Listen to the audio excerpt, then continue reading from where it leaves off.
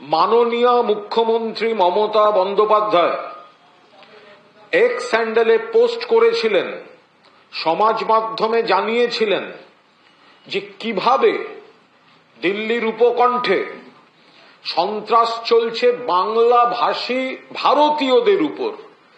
বাংলা বলেন কিন্তু ভারতীয়, বাংলা বললেই বাংলাদেশি বলে দেওয়া হচ্ছে।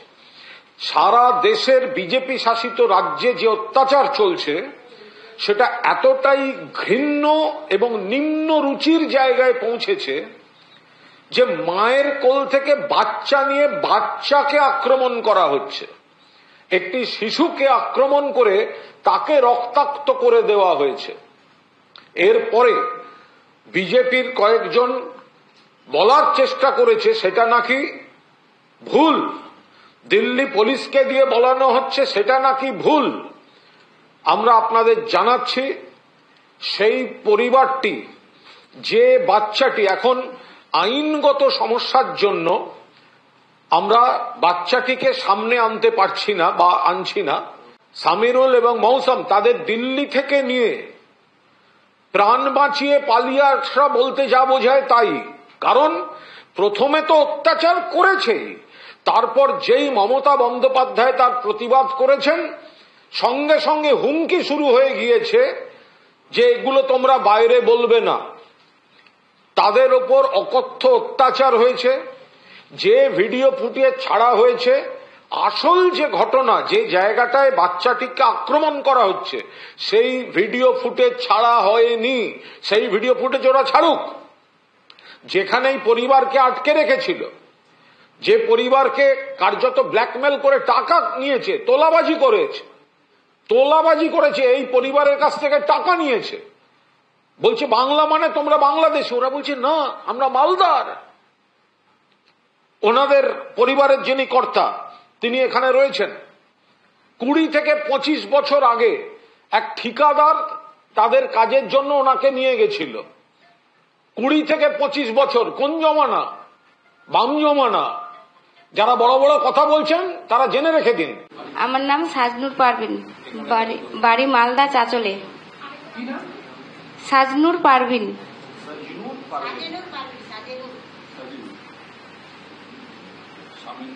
স্বামীর নাম মুক্তার খান। শ্বশুরের নাম আজমাল খান। ফরিদা বিবি।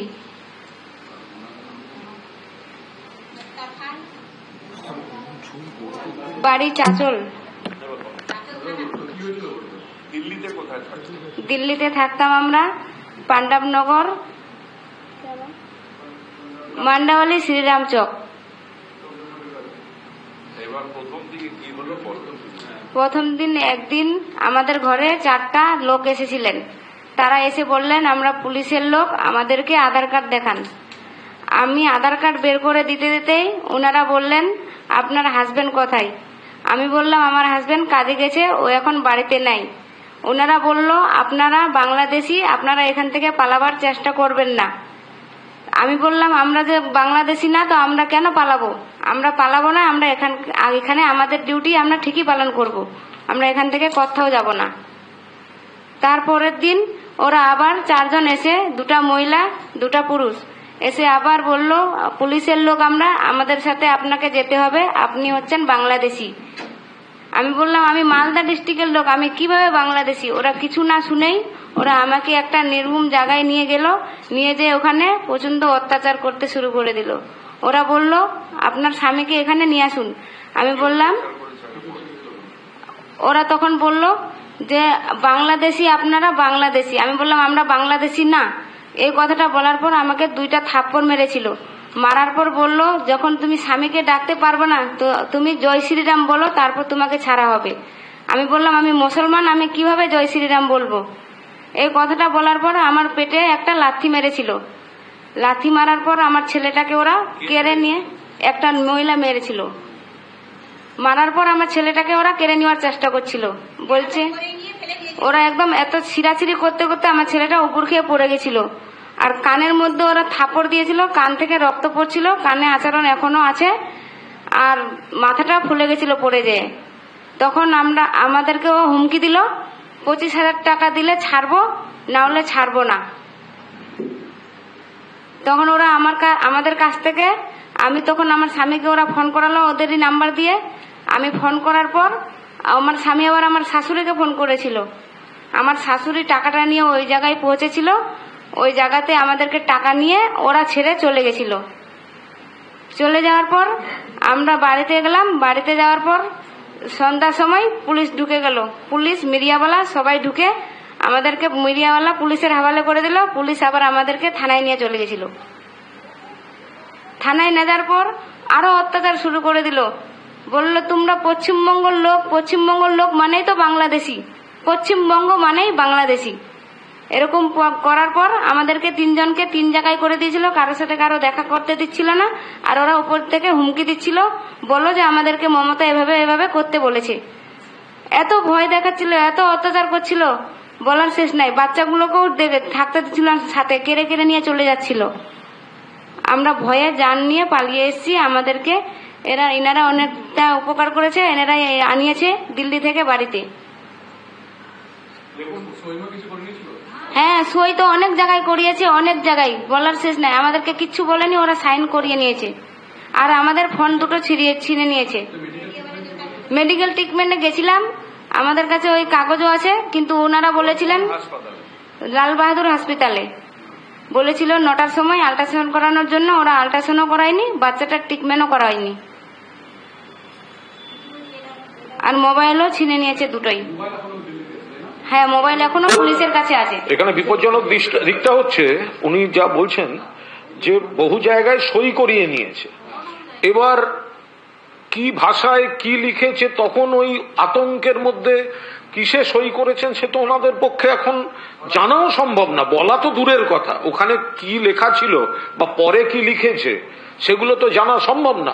কিন্তু একটা জিনিস পরিষ্কার, যে একটা ভয়ঙ্কর পরিবেশ তৈরি হয়েছে, যেটা মাননীয় ফিরহাদ হাকিম বললেন। এবার মমতা বন্দ্যোপাধ্যায় মাননীয় মুখ্যমন্ত্রী সেটাকে সর্বসমক্ষে আনার পর তার সেই টুইটের সত্যতা নিয়ে যারা প্রশ্ন তুলছিল সোশ্যাল মিডিয়ায়, দয়া করে এবার দেখুন যে মুখ্যমন্ত্রী সঠিক কাজ করেছেন, সঠিক কথা বলেছেন। এবং এখানে মহিলাদের উপর, বাচ্চার উপরে যে পরিমাণ বাংলা মাতৃভাষা বলে অত্যাচার হয়েছে, ফলে ওরা এখন কলকাতা পুলিশে তারা অভিযোগ দায়ের করবেন। যেভাবে তাদের অত্যাচার হয়েছে, টাকা নেওয়া হয়েছে, জিনিসপত্র আটকে রাখা হয়েছে, মোবাইল নিয়ে নেওয়া হয়েছে, সবচেয়ে বড় কথা নানা জায়গায় সই করানো হয়েছে ভয় দেখিয়ে। কারণ তখন তো আটকে পড়া একজন মহিলা, তিনি কি করবেন সেখানে? কারুর সঙ্গে কারুর দেখা করতে দিচ্ছিল না। এই পরিস্থিতিতে এখন রাজ্য সরকার, মমতা বন্দ্যোপাধ্যায় মাননীয় মুখ্যমন্ত্রীর নির্দেশে ফিরহাদ হাকিম এনাদের আনুষঙ্গিক সব দায়িত্ব নিচ্ছেন, সেগুলো ববিদা নিজে বলে দিচ্ছেন।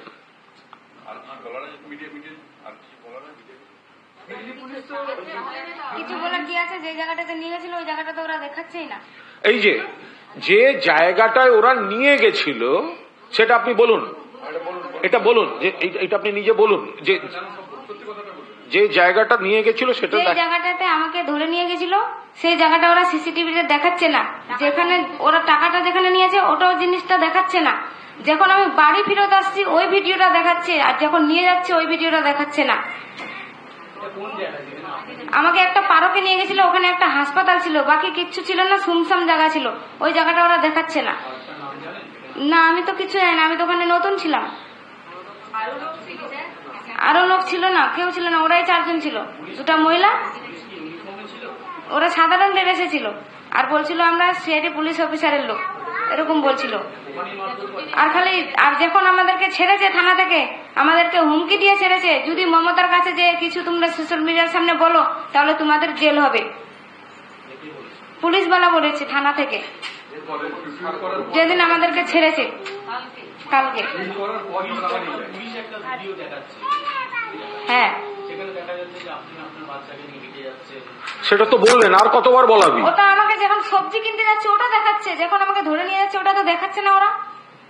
আমি ওখানেও বলেছি ওটা যখন আমাকে ধরে নিয়ে যাচ্ছে ওটা কেন দেখাচ্ছেন না, আর যেখানে নিয়ে যাওয়া হয়েছে, যেখানে মারা হয়েছে এবং আমার পুরো পাশে আমাকে এমন ভাবে মেরেছে, আল্ট্রাসাউন্ড করার আদেশ দেওয়া হয়েছে, তাহলে আমাকে ওরা কত মেরেছে ওটা ভেবে দেখুন। ওরা আল্ট্রাসাউন্ড করা হয়নি, আর ওরা আমাদেরকে হুমকি দিয়ে ছেড়েছে, ওখানে যেয়ে কিছু বললে জেল হবে।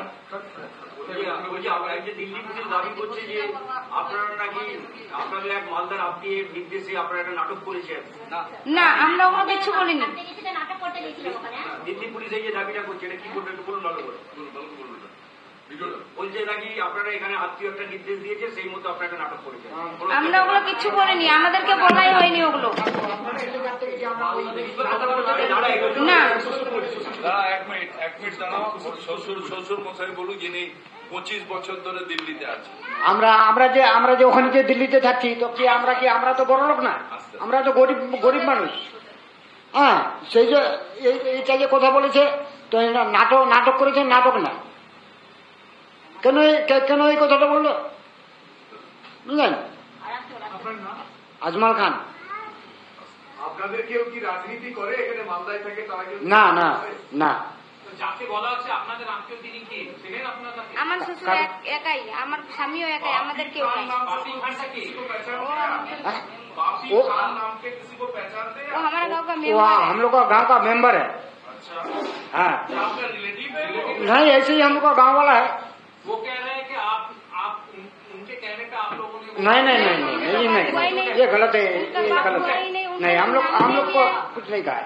उनका कोई बात ही नहीं हुआ है, उनका तो हम नाम ही नहीं लिया है, बातें नहीं हुआ, उनका बारे में कोई पूछा भी नहीं है हमें। हाँ तो बता तुम्हें हिंदी बोलते पारबे? बोलो। हमें जब वहाँ पे लेके गया था, वहाँ पे ले जाने के बाद उन्होंने हमें 2 चाटा मारा था मेरे को। शुरू से पहले दिन जब वो लोग आया था, मेरे पास आधार कार्ड मांगा, बोला अपना आधार कार्ड दिखाओ, पहचान पत्र दिखाओ, कहाँ के हो आप लोग। मैं जब आधार कार्ड निकाल के दिया, उन्होंने आधार कार्ड लेने का बाद बोला आपका पति कहाँ गया है? मैंने बोला मेरा पति काम पे गया है, वो मार्केट में काम करता है। जब उनको बोला तो उन्होंने बोला यहाँ से भगना मत, आप लोग बांग्लादेशी हो। मैंने बोला हम बांग्लादेशी नहीं है, हम मालदा डिस्ट्रिक्ट का है, हम कैसे बांग्लादेशी हो सकता है? उन्होंने बोला मालदा मतलब नहीं, पश्चिम बंग मतलब बांग्लादेशी है, आप लोग बांग्ला भाषा से बात करती हो, इसकी मतलब बांग्लादेशी है। मैंने बोला उसको जब हम पश्चिम बंग का तो ममता बनर्जी भी है, फिर वो भी बांग्लादेशी है। बोला वो बाद में दिखा जाएगा, मतलब बांग्ला से बात करने में बांग्लादेशी हो। আমাদের ভিডিও ভালো লাগলে লাইক এবং শেয়ার করুন, কমেন্ট সেকশনে গিয়ে জানান আপনাদের মতামত। আরও ভিডিও পেতে আমাদের চ্যানেল সাবস্ক্রাইব করুন এবং প্রতি মুহূর্তে খবরের আপডেট পেতে প্রেস করুন বেল আইকন।